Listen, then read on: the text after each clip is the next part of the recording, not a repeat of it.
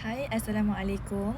Today I want to present about the strategies to overcome nutrient loss in seafood during freezing. For introduction to seafood, seafood is a major food source for over 3 million people in this world, providing high quality proteins, micronutrients, omega-3 fatty acids, especially in low income and food deficit regions.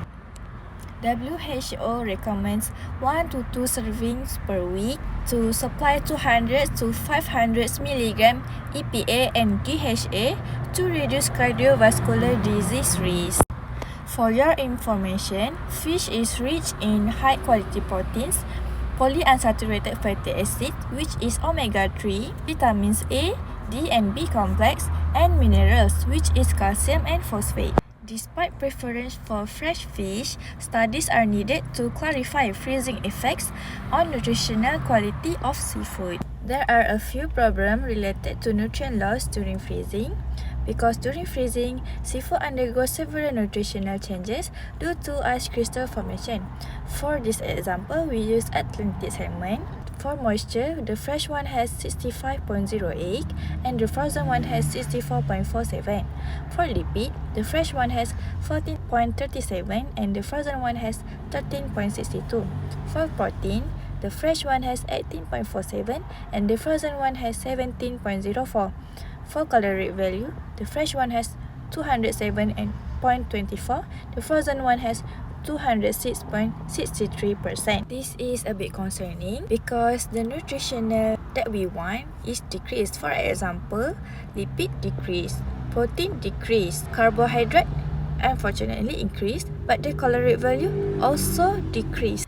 There are 3 strategies to control the nutritional changes in seafood. The first one is chiroprotectant, which use addition of protective compounds to food matrix, such as sugars, polyols, and proteins. It is functioned to prevent protein denaturation and ice crystal damage. It is good for frozen storage. The second one, we have modified atmosphere packaging, where it modifies oxygen, carbon dioxide, nitrogen in packaging. It can slow microbial growth and oxidation with no addition of chemical. It only use gases. It is good for chilled storage. The last one is supercooling. It is stored below initial freezing point without ice formation even at 0 Celsius degree.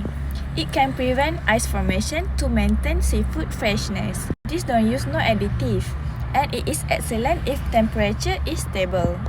Among cryoprotectant, modified atmosphere packaging and supercooling, the best one is supercooling because it can maintain fresh-like texture, sensory attributes, and overall quality by preventing ice crystal formation without the use of additive. However, its effectiveness depends heavily on precise and stable temperature control, making it technically challenging for large-scale or long-term storage. That's all from me.